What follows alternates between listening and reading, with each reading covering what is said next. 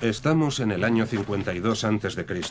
En aquel verano, en la campiña de lo que hoy es Borgoña, está a punto de dirimirse el futuro de la Galia. Desde hace 6 años, el más ambicioso de los generales romanos mantiene una guerra abierta con los celtas. Sus enemigos resisten atrincherados tras las empalizadas de Alesia. Su nombre es Cayo Julio César. ¡Ave César! Gallia est omnis divisa in partes tres. Así comienza el que probablemente sea el libro más conocido de la literatura latina, una suerte de ejercicio de estilo sobre una campaña militar destinado a causar impresión en sus conciudadanos. La Galia está dividida en 3 partes. Una que habitan los belgas, otra los aquitanos, la tercera los que en su lengua se llaman celtas y en la nuestra, galos. Por aquel entonces, una gran parte del mundo conocido está ya bajo el yugo de Roma. Pero más allá de las lindes del imperio, brillan con luz propia algunas ciudades libres como la floreciente Masalia, la Marsella de hoy. Fundada por los griegos, Masalia viene siendo uno de los principales puertos comerciales de los últimos siglos. En aquellos días, la ciudad anda repleta de mercaderes provenientes de todos los rincones del Mediterráneo y es un verdadero enjambre comercial donde se pueden ejercer la compraventa de telas, joyas y armas de fabricación céltica. Sin embargo, los enfrentamientos con las vecinas tribus celtas se suceden una y otra vez. Los habitantes de Masalia piden ayuda a los romanos y estos no desaprovechan la oportunidad. El imperio se anexiona gran parte del sur de Francia mediante la creación de una nueva provincia, la Galia Transalpina. Cuando César se convierte en procónsul el año 58 a.C., se lanza de inmediato a tratar de expandir el poder de Roma y para ello no duda en someter a un buen número de tribus celtas o bien en ofrecerles un trato de protección. En el año 52 a.C. prácticamente toda la Galia se encuentra bajo la ocupación romana. Al principio, unas cuantas tribus se empeñaron en sellar una alianza con César, convencidas de que eso les sería de utilidad en sus refriegas con otros clanes. Resultó ser una lectura miope de la realidad, ya que enseguida se hizo evidente que lo que César pedía a cambio era nada más y nada menos que el total sometimiento a su persona. Cuando los nobles celtas se dieron cuenta de que ahora dependían enteramente de Roma, unos cuantos decidieron empuñar las armas contra la férula extranjera. Lejos de ser capaz de brindarle al Senado romano unas Galias pacificadas, César se veía obligado a enfrentarse a un hombre cuya destreza militar no le andaba a la zaga, un líder celta llamado Vercingetorix. La batalla de Alesia iba a tener consecuencias de largo alcance. Una derrota de Roma supondría la tumba para las ambiciones políticas de César.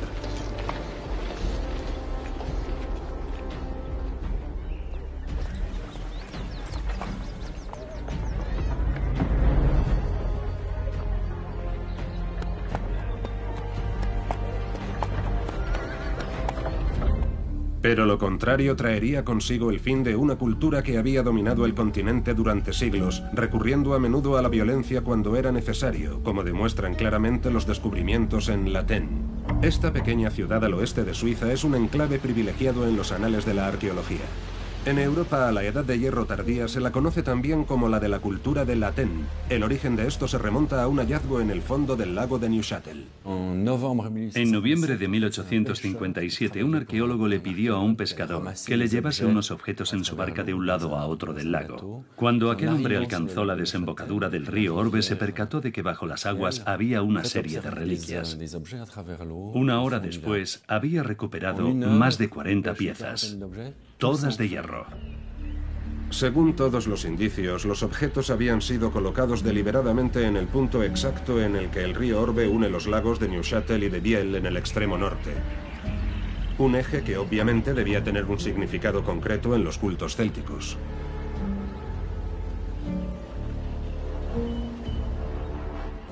Es habitual que encontremos huellas del imaginario celta en los sitios donde la tierra y el agua convergen. En Latén tenemos 2 lagos con diferentes profundidades y un río que hace las veces de nexo de unión. No es por tanto un lugar con una definición muy precisa. Hay cuerpos de agua estancada y entre medias corrientes que fluyen libremente, es decir, un poco de todo. Lo que llamamos un lugar de transición y en efecto es muy probable que representase la transición entre el mundo de los vivos y el de los muertos. Es en ese contexto en el que los hallazgos de Latén adquieren un significado especial. Es notable el alto porcentaje de armas entre los objetos encontrados. El tipo de materiales y los motivos decorativos eran frecuentes en todo el mundo celta, desde las Islas Británicas hasta la remota Anatolia. El estilo de Latén es lo que vincula a todas las tribus celtas y da testimonio de una base cultural común.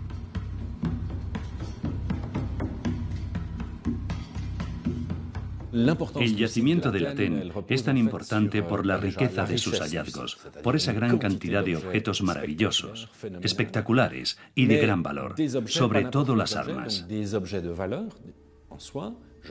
Y todo está muy bien conservado.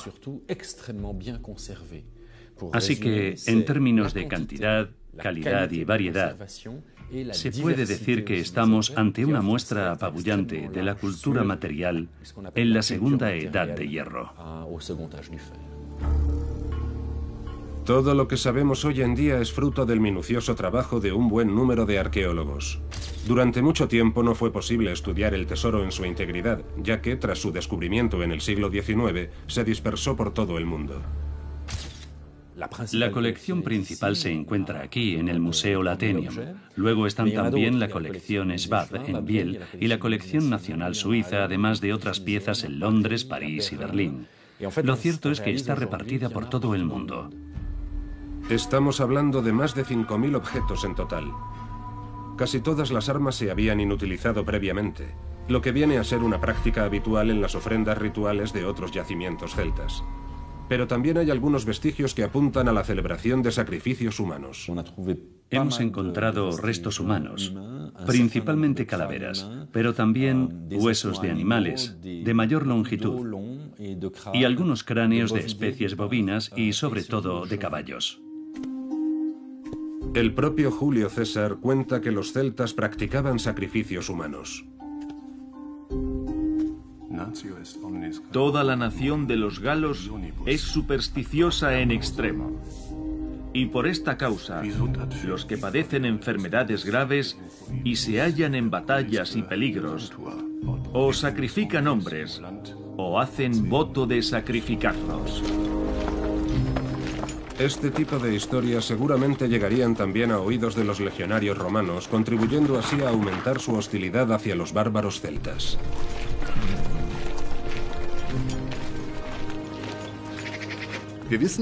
Sabemos por muchas fuentes que el llamado mundo civilizado antiguo repudiaba la práctica celta de los sacrificios humanos. Aquello era incompatible con las costumbres sacrificiales de Roma. Sin embargo, por razones prácticas, los romanos estaban dispuestos a respetar a los líderes y príncipes celtas a condición de que se sometieran a la dominación del imperio. El objetivo principal de Roma era mantener sin altibajos su nueva provincia. Acostumbrados durante siglos a entablar relaciones comerciales de larga distancia, la infraestructura de la Galia celta estaba muy bien desarrollada. Lo único que tenían que hacer los romanos era tomar posesión de esas tierras. César iba a demostrar que sabía cómo utilizar las riñas intestinas de los celtas en su propio beneficio. En la Galia, César sacó provecho inmediatamente del hecho de que el país podía ser cualquier cosa menos una unidad política. Había una cantidad ingente de tribus rivales, muchas de las cuales libraban guerras entre sí. Atraídos por el poderío militar y el éxito fulgurante de los romanos, unos cuantos líderes tribales decidieron aliarse con César, no solo con objeto de consolidar su posición como caudillos, sino también de lograr someter de una vez a las tribus enemigas. ¡A César! Por eso aclamaron a César. Muy pronto, sin embargo, estas alianzas iban a ser revisadas de cabo a rabo. Cuando César comenzó su campaña en el año 57 a.C., la Galia estaba partida entre los colaboradores y los resistentes. Pero tras 5 años de guerra, los celtas cerraron filas. Su líder, Vercingetorix, acababa de lograr lo que hasta entonces había parecido imposible: unir a todos los celtas bajo un solo mando.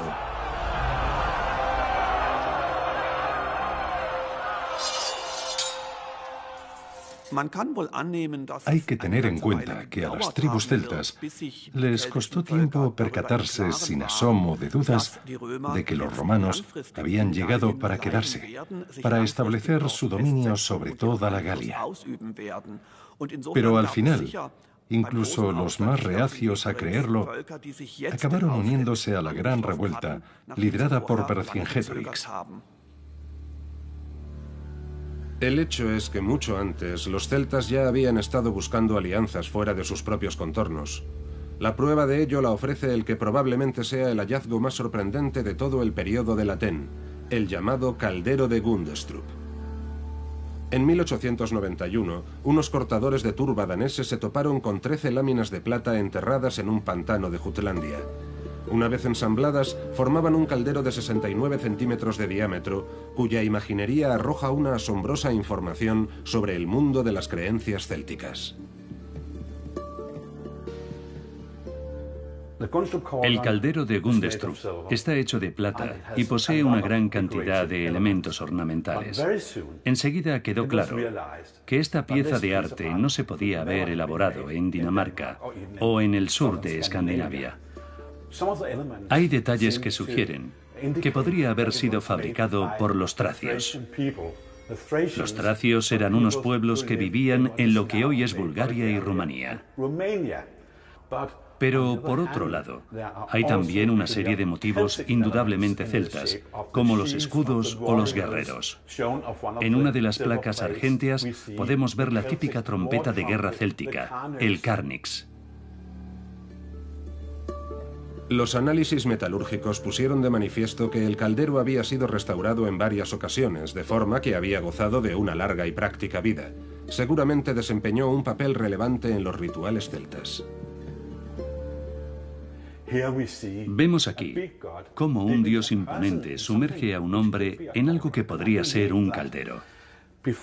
Yo soy de la idea de que antes de la batalla, cuando todos los guerreros se juntaban a beber o a darle un sorbo al líquido que contenía el caldero, seguramente lo que estaban haciendo era granjearse una vida tras la muerte.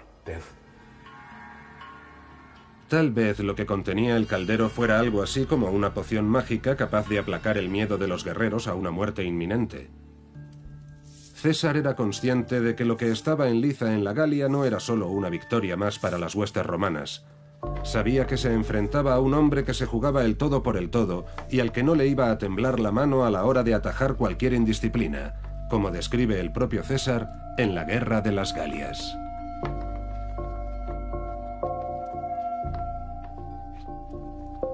A fuerza de castigos, se hace obedecer de los que andaban perplejos. Por delitos graves, son condenados al fuego y a todo género de tormentos.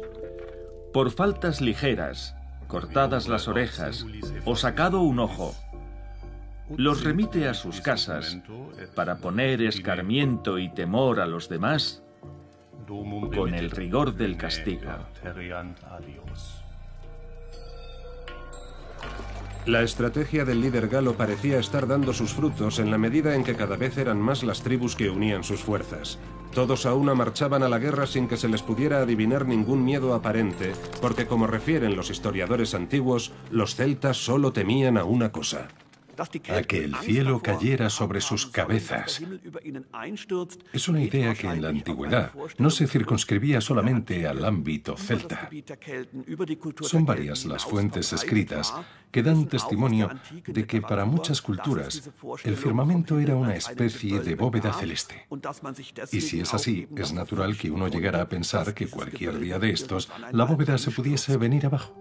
A ningún gobernante de la antigüedad dejó de impresionarle esa falta de miedo que exhibían los guerreros celtas. Una evidencia de esto último salió a la luz durante unas excavaciones llevadas a cabo en el centro de Turquía. A finales del siglo XIX, unos arqueólogos descubrieron los restos de un asentamiento celta en la actual Anatolia. Los moradores de aquel lugar aparecen referidos en el Nuevo Testamento como gálatas. Los gálatas procedían de un buen número de lugares diferentes de Europa Central. No podemos acotarlos a un área determinada. Emprendieron de forma gradual una emigración, en un primer momento a principios del siglo III a.C. como mercenarios. Se pusieron al servicio de un rey de Bitinia, lo que hoy es el noroeste de Turquía, llamado Nicomedes, y cada soldado mercenario trajo también consigo a su familia. Hasta aquí llegaron caravanas llenas de mujeres y niños en busca de buenas tierras de cultivo y con la intención de establecer una comunidad. Como los celtas tenían fama de saqueadores, Nicomedes los asentó en una franja de tierra que se extendía a lo largo de la frontera sur del reino. Uno de esos enclaves es hoy Ankara, la capital de la actual Turquía, y otro es la antigua Gordio. Los arqueólogos han podido identificar su origen ya que los celtas se aferraron a sus tradiciones en suelo extranjero. No disponemos de una cantidad significativa de restos materiales que podamos asociar a la ocupación de la Galacia propiamente dicha. Conocemos las construcciones de los asentamientos que se remontan a cuando ellos se hicieron con el lugar. Pero por lo demás tenemos un peroné, una especie de imperdible típico de los celtas o los gálatas, unas tijeras de esquilar ovejas también características de esa cultura, a lo que se añaden los nombres de quienes vivieron aquí, que están escritos en griego pero son nombres celtas. Aquí una comunidad gálata dejó testimonio de su paso. Hay algunas fuentes romanas que nos informan de que unos cuantos estados vecinos pagaban a los gálatas un estipendio para que disuadieran a los mercenarios de entrar a saquear en sus dominios. Al parecer, incluso en el Asia Menor, los celtas seguían estando a la altura de su reputación. Parece que al principio hubo cierto recelo por parte de la población local hacia los gálatas que seguían llegando en nuevas oleadas. La ciudad que levantaron en la falda noroeste de la montaña estaba rodeada por una enorme muralla de 2 metros de grosor, con el fin de poder proteger a los gobernantes del resto de la comunidad. Pero además de su modo de vida guerrero, los celtas cultivaban también los campos y criaban ganado allá donde se instalaban. Por la época en que los gálatas andaban estableciéndose en Asia Menor, un asentamiento en el sur de Alemania estaba llamado a convertirse en uno de los mayores enclaves de esta cultura a lo largo de todo el continente.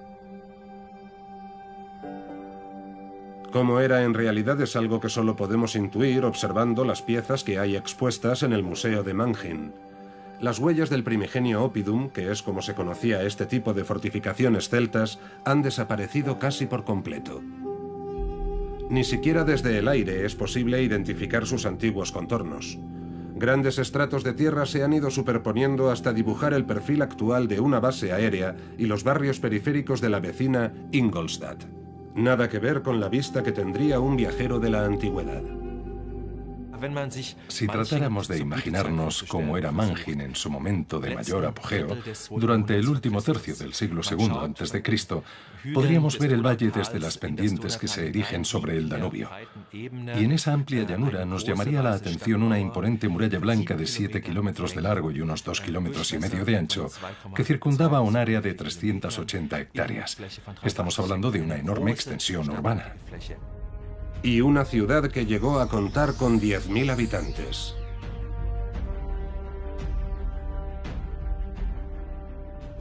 Lo que mejor explica la relevancia de Mannheim era su situación estratégica, ya que formaba parte de la ruta comercial de los siglos II y I a.C. La llanura del Danubio estaba en el cruce de una serie de caminos que unían el este con el oeste y el norte con el sur, y eso le concedía una enorme ventaja en términos geográficos y económicos. Esas antiguas rutas comerciales perviven aún hoy adaptadas a los tiempos que corren.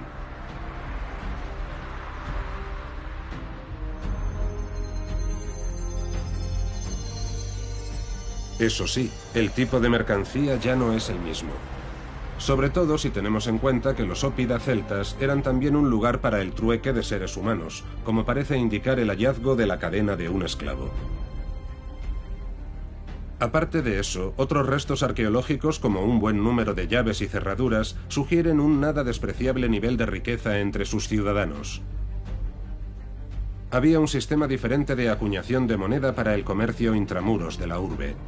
Por su parte, el de larga distancia podía emplear para los tratos monedas de oro.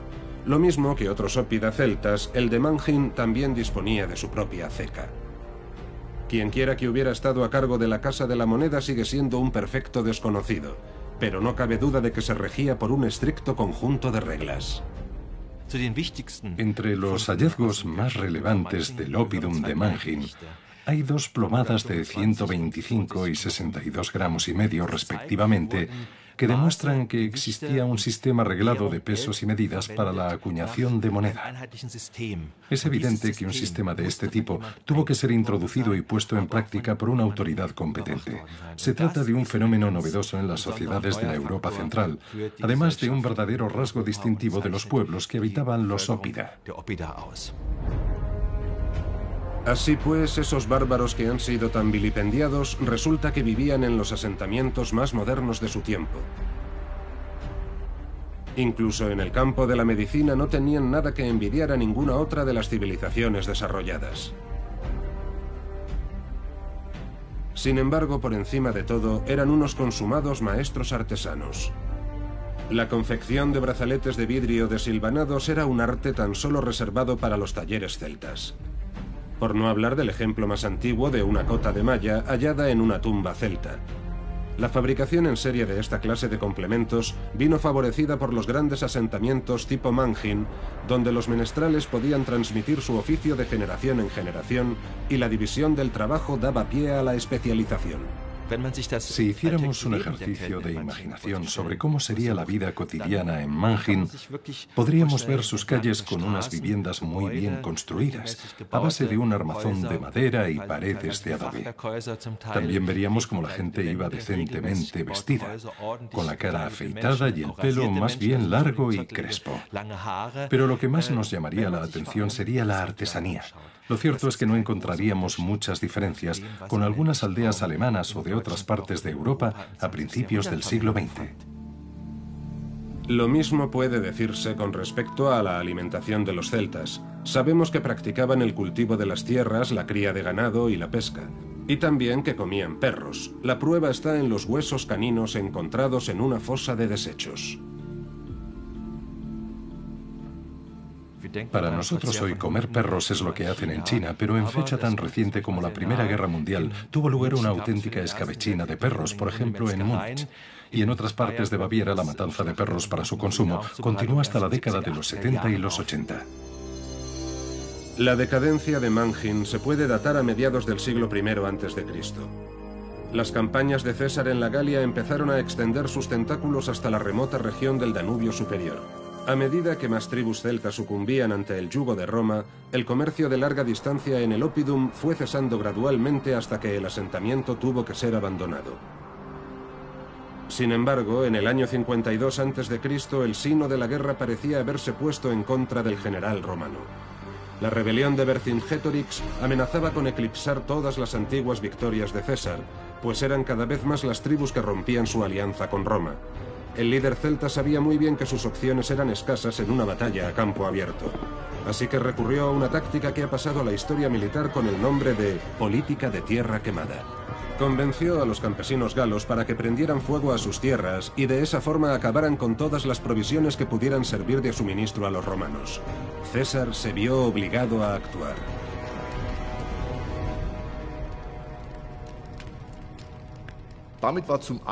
Por lo pronto, aquello ponía en peligro el mito de la invencibilidad de César.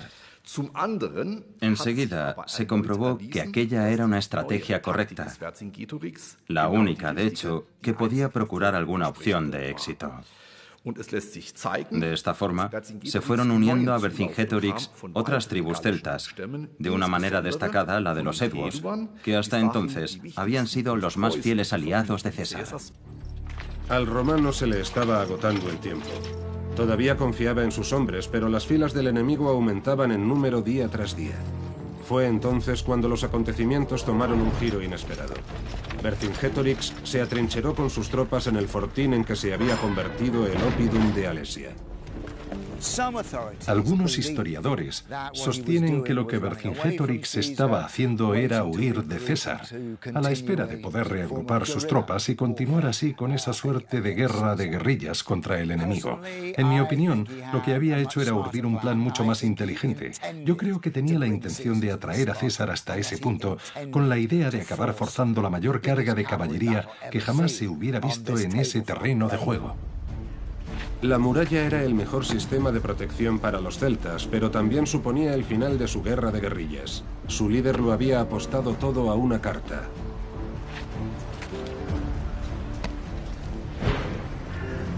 César no tenía más remedio que afrontar el reto.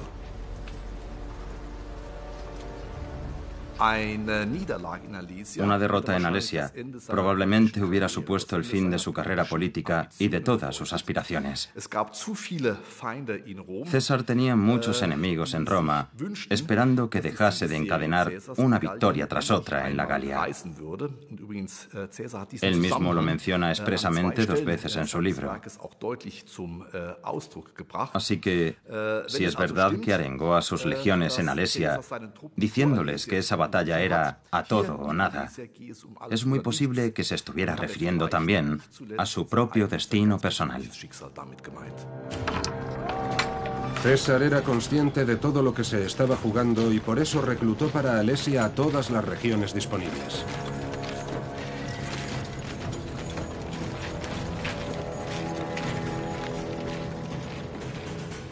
A mis espaldas se alza el monte Osua, que fue una plaza de armas celta, un oppidum, una ciudad. Nada que ver con una pequeña fortaleza. Estamos hablando del mayor asentamiento, la mayor conurbación de la cultura celta. Todo esto estaba plagado de mercaderes, tiendas, caballos y calles populosas. Aquí es donde uno podía adquirir un caballo o dotarse de provisiones y de armas. Y también es aquí donde Vercingetorix replegó a su ejército para abastecerse de víveres, mientras esperaban la llegada de César. Conforme se iban desplegando las tropas romanas, comenzaba la cuenta atrás para la batalla.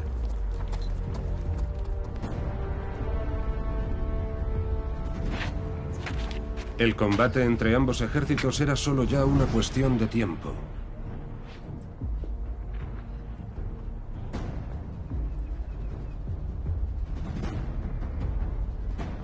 A primera vista, la posición de los romanos les confería inferioridad con respecto a los galos, pero César sabía sacar partido de las habilidades de sus veteranos. Delante de las mismas narices de los atrincherados empezó a desplegar toda la gama de tácticas propias del asedio romano. El legionario romano no era solo un soldado entrenado, sino también un obrero. Se podría decir que los romanos dejaron su huella en Europa a fuerza de pico y pala, y no solo de gladios y pilos. Los zapadores se pusieron a trabajar de inmediato. Su tarea consistía en impedir que el enemigo pudiera mantener algún contacto con las fuerzas exteriores, así como en levantar un cordón de protección para sus propias tropas. Para ello se valían de zapas, palas y espuertas que empleaban para mover la tierra. Cuesta imaginarse la cantidad de tierra que hay que mover para levantar esto. Lo que vemos es una réplica del gran muro de tierra. César ordenó que despejasen todo el perímetro que rodeaba a Alesia. Lo siguiente era cercar el oppidum con una muralla, coronada por un anillo de torres de vigilancia separadas 23 metros entre sí. Y en medio de todo, una estacada de 4 metros de altura.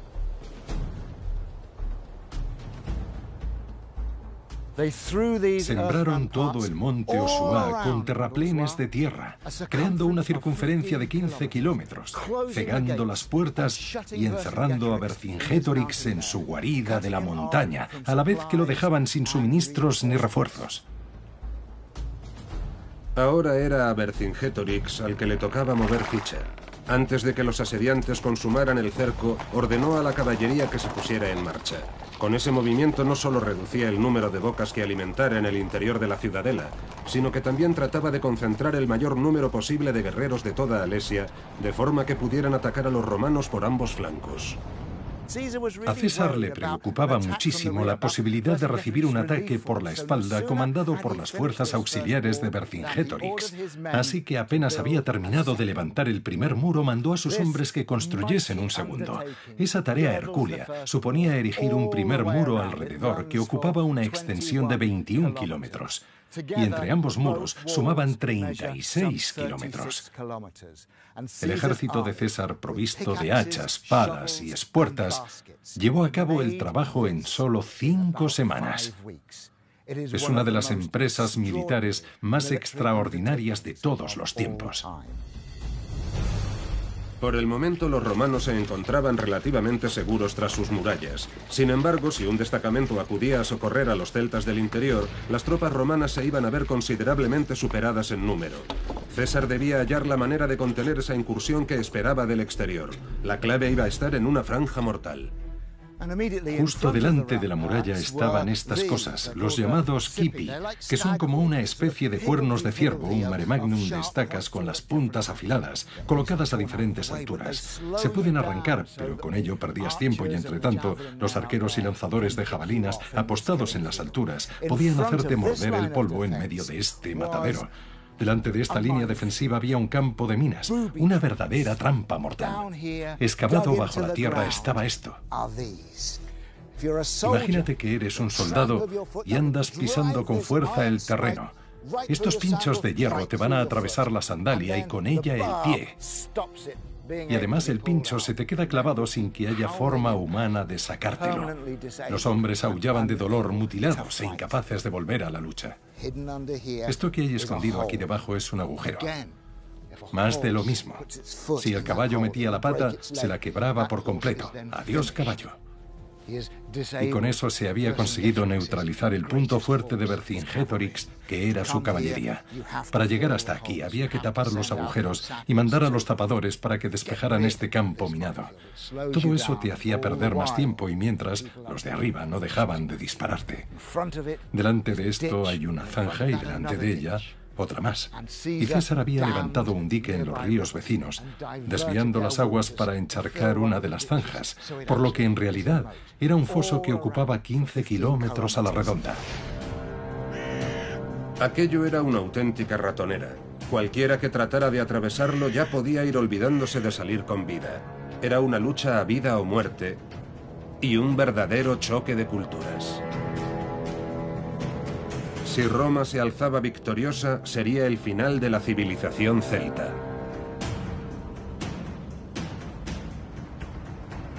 Los romanos no permitieron nunca que sus enemigos, una vez derrotados, continuasen con sus ritos y tradiciones. La propaganda del imperio siempre desairó a los celtas tildándolos de bárbaros, salvajes y nada civilizados. En realidad era un pueblo con un notable grado de desarrollo, como podemos comprobar por las excavaciones llevadas a cabo en el monte Vouvray, a unos 100 kilómetros de Alesia. Aquí se erigió en tiempos el Oppidum de Bibracte. Bibracte cobró una relevancia especial en el año 52 a.C., aquel annus horribilis para los celtas. Fue aquí, en la primavera de aquel año, antes de que comenzara realmente la campaña, donde Vercingetorix fue aclamado como líder de la coalición gala. Y también fue aquí durante el invierno siguiente donde César culminó sus comentarios a la guerra de las Galias, que estaban llamados a convertirse en el primer superventas de la literatura occidental. El Oppidum de Bibracte estaba rodeado por una imponente muralla muy parecida a la de Alesia. Parece ser que al mismo César le impresionó ese Gallicus Murus, esto es, la muralla gala. El muro, por una parte, no es desagradable a la vista, por la variedad con que alternan vigas y piedras, unas y otras en línea recta paralela sin perder el nivel. Por otra parte, es de muchísimo provecho para la defensa de las plazas, por cuanto las piedras resisten al fuego y la madera defiende de las baterías, que como está por dentro asegurada con las vigas de una pieza por la mayor parte de 40 pies, ni se puede romper ni desunir.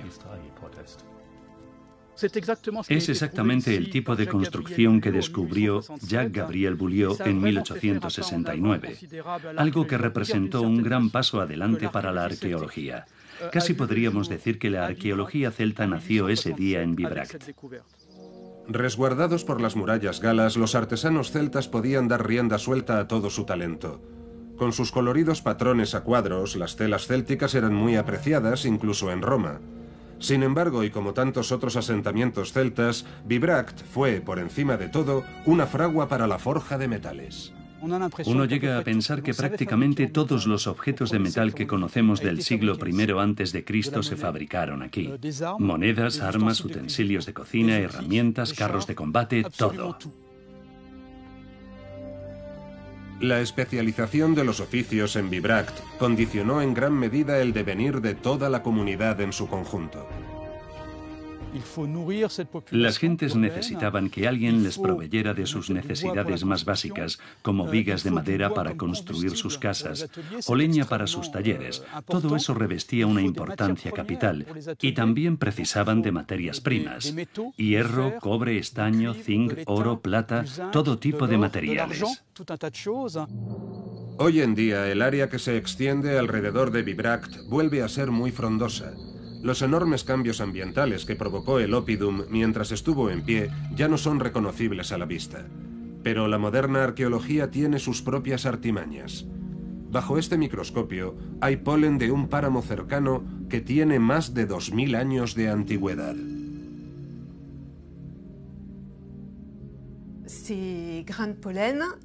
Estos granos de polen tienen dos propiedades que nos interesan.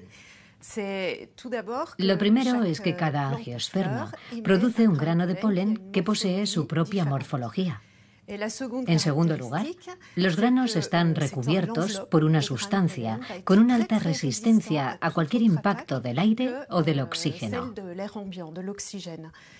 Los granos de polen que se encuentran en un ambiente ligeramente húmedo pueden sobrevivir varios miles de años o incluso más tiempo, lo que nos permite reconstruir la historia de sus respectivas vegetaciones. En Bibracte, los arqueobotánicos y los arqueólogos han llegado a idénticas conclusiones. Durante el periodo celta, el paisaje autóctono tendría un aspecto completamente diferente al actual. Hemos analizado muestras provenientes del paraje en torno al nacimiento del río Yonne. Hay dos páramos muy cerca de Bibracte.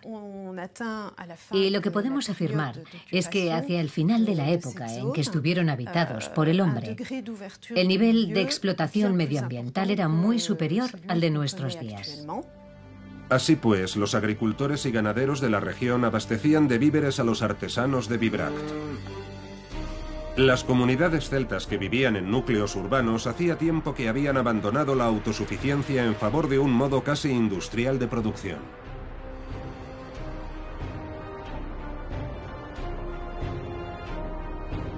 Y eso es algo que a la larga se les iba a volver en contra a los defensores del sitio de Alesia.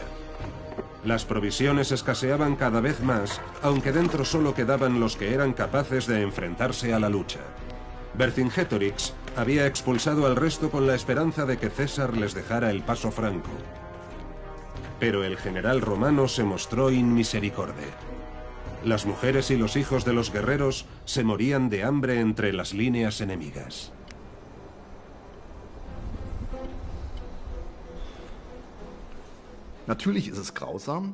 Por supuesto que fue un acto cruel, de pura barbarie, y seguro que César era consciente de ello.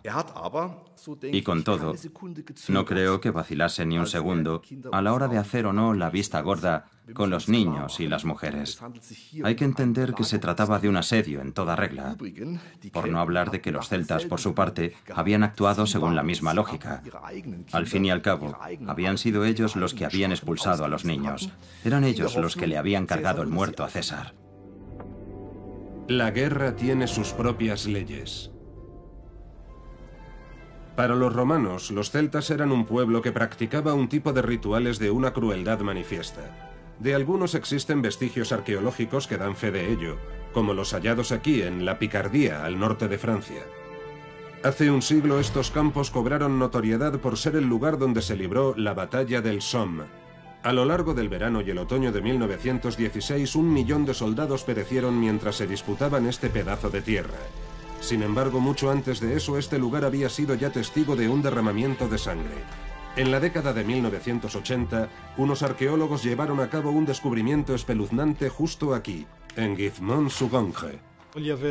Encontramos alrededor de 26.000 huesos que pertenecían a unos 500 individuos. A eso hay que añadir una cantidad ingente de armas, no acierto a darle un número exacto.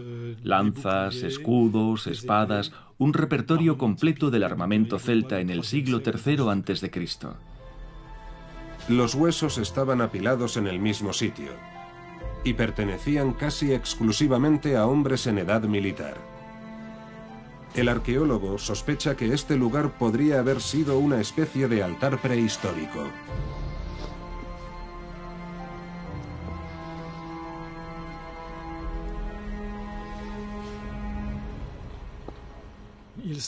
Con toda probabilidad, se trataría de un sacrificio a los dioses a cambio de una victoria en la batalla. Creemos que es algo que tuvo lugar cuando las tribus locales andaban enzarzándose con la población que había emigrado desde el norte, los que conocemos como los antiguos belgas, que se asentaron en esta zona durante el siglo III a.C. e intentaron arrebatar a los nativos el control del comercio. Sin embargo, en esta inmensa maraña de huesos hay algo que brilla por su ausencia, y es que no hay cráneos. ¿Podría representar una prueba de aquello que las fuentes antiguas refieren a menudo como el culto que los celtas reservaban a las calaveras? Es difícil determinar si esto responde o no a un culto. Era una práctica bastante frecuente, eso de poner de relieve la hegemonía del vencedor. Cortarle la cabeza al enemigo tras acabar con él y exhibirla como un trofeo no es algo exclusivo de los celtas. Es una costumbre que podemos observar en muchas culturas. Solo hay que pensar en los aborígenes que reducían las cabezas. Incluso en las guerras coloniales de la era moderna, era bastante común cortarles la cabeza a los vencidos y dejarlas a la vista de todos. También César hace una referencia a la costumbre de los celtas de inmolar sus prisioneros a los dioses. Así que sus hombres sabían bien lo que les esperaba en caso de perder la batalla. En el interior de Alesia, los defensores se preparaban para el día decisivo. Todos eran conscientes de que solo podía haber un vencedor, y los guerreros estaban más que dispuestos a hacer honor a su reputación de combatientes sin miedo. La negativa de César a mostrar clemencia con sus familias había dejado muy claro que esta iba a ser una lucha sin cuartel. Vercingetorix debía ser consciente de que una derrota en Alesia no solo significaría perder la guerra, sino también el fin de la autonomía de la Galia, el fin de la condición de libres para cada uno de los galos, y para él en concreto el cautiverio, la esclavitud y presumiblemente la muerte. Los acontecimientos se desarrollaron en un primer momento de acuerdo al plan de Vercingetorix. La llegada de la fuerza de auxilio fue la señal para que los defensores pasaran al ataque. Tuvo lugar entonces una doble carga, tanto desde el interior como desde el exterior de la fortaleza. La franja mortal que había dispuesto César se cobraba su peaje, pero cada vez más guerreros celtas se abalanzaban sobre las empalizadas romanas.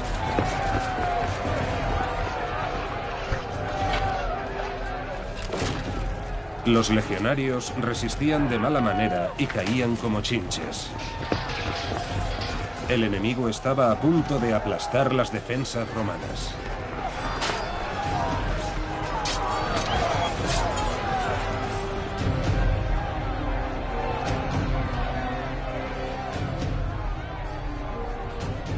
¡Adelante!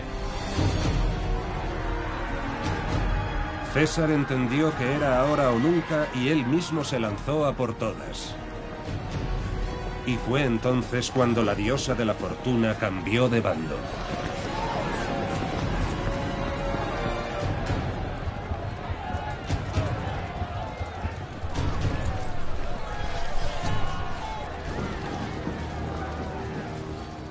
Tras 4 días de lucha encarnizada en los que cualquiera de los dos ejércitos podía haberse alzado con el triunfo, y de hecho Vercingetorix estuvo a punto de lograrlo más de una vez, el líder galo y el resto de tribus celtas casi tenían cogida la sartén por el mango, pero al final fue César quien abrazó la victoria, mientras que Vercingetorix asumió que no podía ganar esa batalla.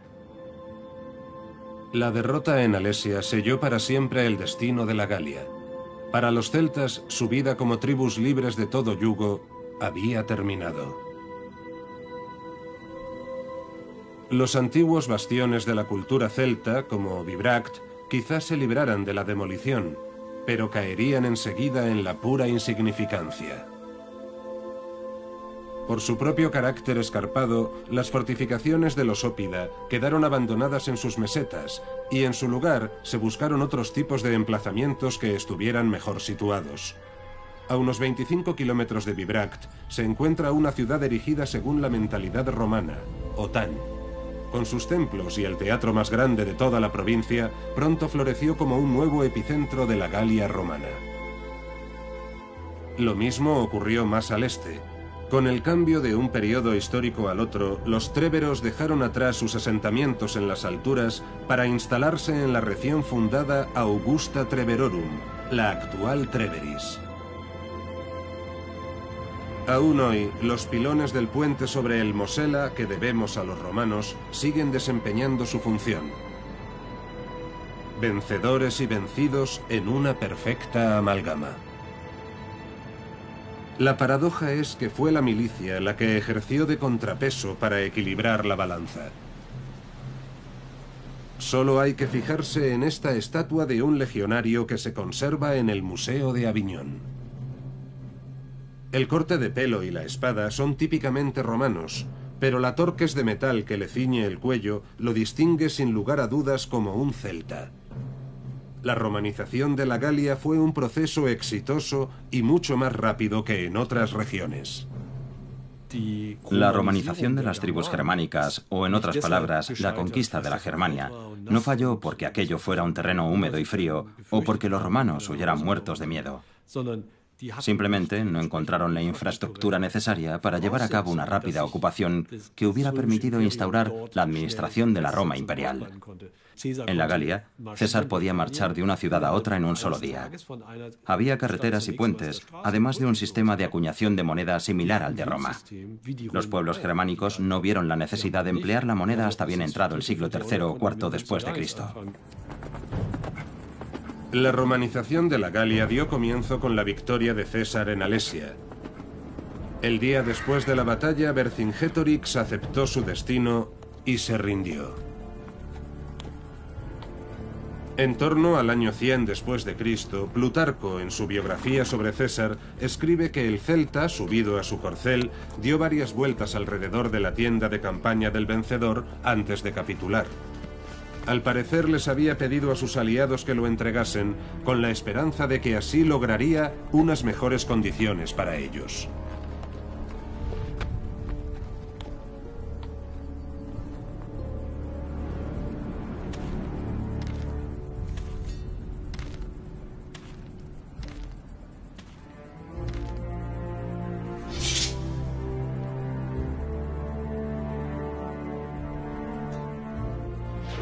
El número de prisioneros era tan elevado que César asignó un celta a cada uno de sus hombres en calidad de esclavo personal.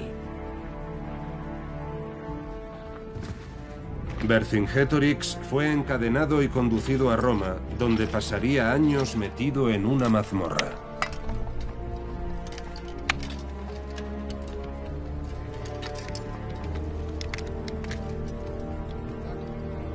En el año 46 a.C., César lo exhibió como un trofeo en su desfile triunfal, al término del cual ordenó que lo estrangularan. Fue el fin de la coalición de los celtas, el adiós al esfuerzo común de todos los celtas por ofrecer resistencia al enemigo, la inevitable sumisión a la cultura romana. Aunque las siguientes generaciones continuarían idolatrando a Vercingetorix como un héroe nacional, el telón ya había caído sobre aquel mundo libre de los celtas en el continente europeo.